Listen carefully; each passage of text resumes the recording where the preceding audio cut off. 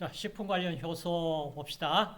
자, 일반적으로 식품 저장, 가공, 품질 및 성분 변화와 관련된 효소는 주로 산화, 환원 효소와 가수분해 효소이다. 산화, 환원 효소와 가수분해 효소이다. 자, 산화가 뭐고 환원이 뭐냐? 이거 명확하게 자, 구분하자. 산소를 가지고 산화, 환원을 구분할 수도 있고 수소나 전자를 가지고 산화, 환원을 설명할 수도 있다. 자, 어떻게 설명할까? 자, 설명해 보자. 자, 이렇게 나누자.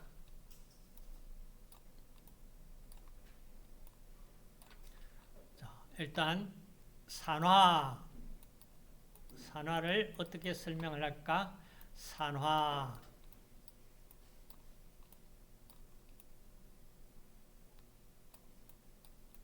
환원. 산화와 환원은 사실은 어때요? 서로 반대 개념입니다.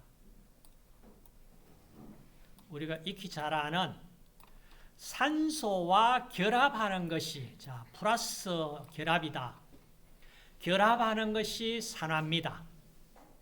그러면 산소를 잃어버리는 것이 환원이에요. 수소나 전자와 결합하는 것이 환원입니다. 수소나 전자를 잃어버리는 것이 산화입니다. 그러면 이제 이것만 여러분들 머릿속에 기억을 하고 있다면 산화환원에 대해서는 더 설명을 할 필요가 없잖아. 그래, 주로 산소와 결합하는 것은 우리 생체 내에서는 산소와 결합하고 산소를 잃는 산화하는 반응은 거의 보기가 어렵죠. 그렇죠. 물론 호흡에서 산소 호흡하고 거기에 산화물, 과산화물, 슈퍼옥사이드 이런 것들이 관여될 때는 설명이 되지만 그 이외에는 전자나 수소를 잃어버리는 산화, 결합하는 환원, 이것으로 산화환원이 설명이 된다. 자, 산화효소, 자, 산소나 수소, 전자 수용체 역할을 하여 기질을 산화시키는 요소로 이때 철 또는 구리가 조효소로 작용한다. 산화환원 요소에 철 또는 구리가 조효소로 작용한다. 산화환원은 설명이 됐고, 그 다음 카탈라제, 과산화수소가 우리 몸에 H2O2, 과산화물이 산소 호흡에 의해서 과산화물이 생성됩니다. 그러면은 이거 빨리 분해해야 돼요. 자, 분해하는 효소가 카탈레이즈입니다. 자, 이 카탈레이즈가 포도당을 글루콘산으로 만드는 과정에도 사용될 수가 있다. 그 다음 과산화효소는 과산화수소를 이용해서 아스코르브산이나 페놀성 물질과 같은 환원성 물질의 산화반응을 촉매하는 효소이다. 자, 과산화효소는요, 식물 조직에 널리 존재하고 식물 조직의 생육과 성숙에 중요한 역할을 합니다. 그 다음 과일, 채소류, 신선도 판정에도 이용됩니다. 과일, 채소류가 오래될수록 이 효소 활성이 뚝 떨어집니다. 자, 떨어집니다. 그 다음 포리페놀 산화효소. 자, 포리페놀 산화효소는 카테콜, 여러 가지 이름이 나옵니다. 자, 카테콜, 크로로젠산, 다이하이드록시페닐알라닌, 이걸 도파라고 이름 약자로 부를 수도 있습니다. 자, 등과 같은 다이하이드록시페놀성 물질을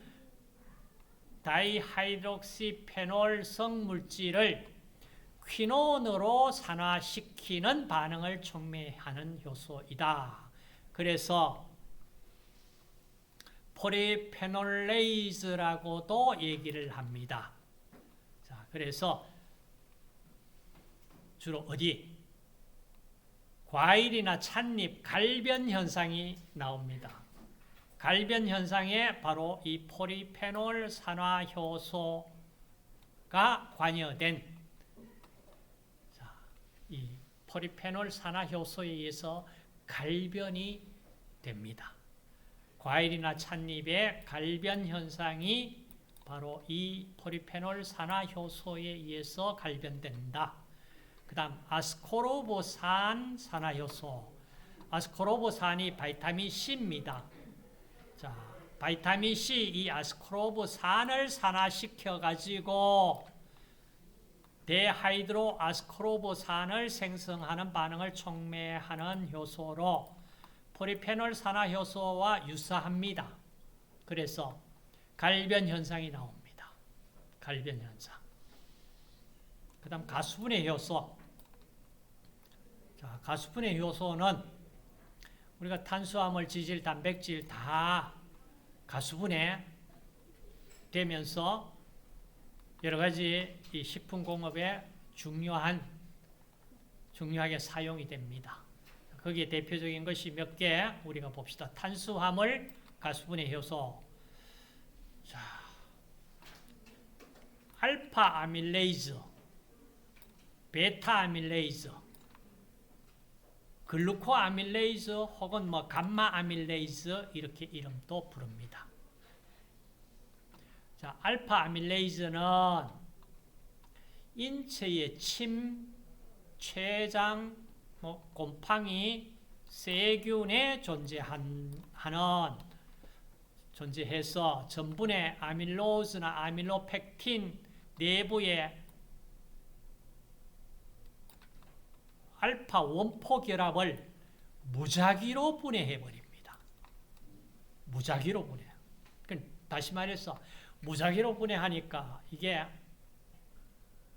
베타 아밀레이즈는 딱 비환원성 말단에서부터 말토즈, 그러니까 엿당을 만들어냅니다. 딱 포도당 2분자 가지고 있는 엿당을 딱 만들어내는데 알파 아밀레이즈는 포도당도 생성하고 2당류도 생성하고 3당류도 만들어내고 마음대로 무작위하게 절단을 해버립니다. 가수분해시켜. 그래서 알파 아밀레이즈를 다른 말로 액화효소라고 이름을 부릅니다. 베타 아밀레이즈는 다른 말로 당화효소라고 이름을 부릅니다. 우리가 식혜 가지고 식혜 만드는 게 아니고 자, 우리가 식혜를 만드는 여러분 식혜 판매되는 것도 많이 우리가 먹잖아요. 자, 그때 베타 아밀레이즈를 사용을 해서 만드는 방법을 사용을 합니다. 알파 아밀레이즈로 만들어 놓으면은 베타와 다르죠? 달란 말이에요. 그 다음, 글루코 아밀레이즈, 그것은 곰팡이 및 세균에 존재하고, 자, 전분의 비환원성 말단에서부터 항상 비환원성 말단입니다. 알파 원포 결합, 그 다음 알파 원식서 결합을 순차적으로 분해해서 무엇을? 글루코즈를 생성하는 효소이다. 글루코 아밀레이즈 혹은 감마 아밀레이즈라고도 이름을 부르는 경우가 있으면은 이 포도당을 만들어내는 효소이다. 그런데 여기에서 알파 원포뿐만 아니라 알파 원식스, 아밀로펙틴 격까지도 분해합니다.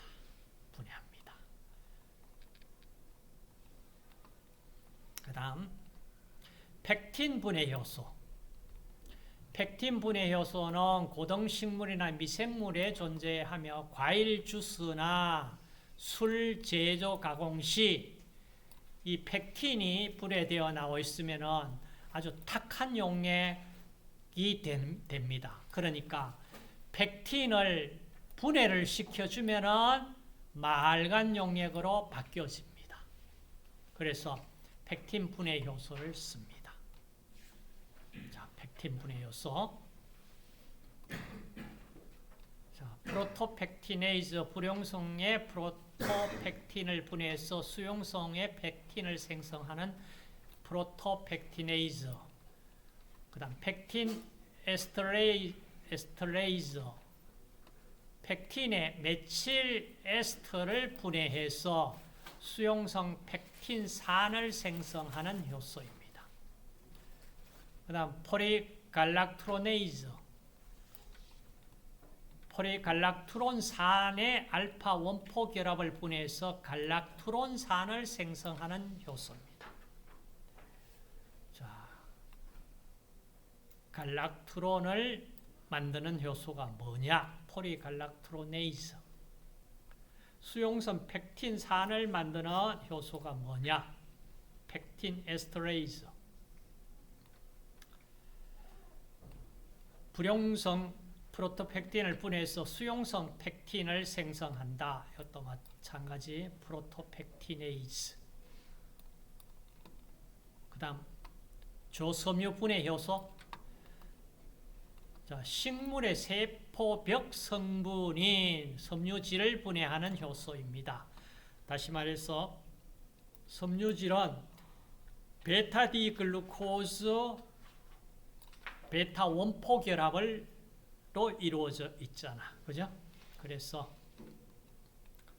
이 결합을 분해해서 글루코즈를 생성하는 셀룰레이즈와 자이로스를 생성하는 효소인 헤미셀룰로즈가 있다.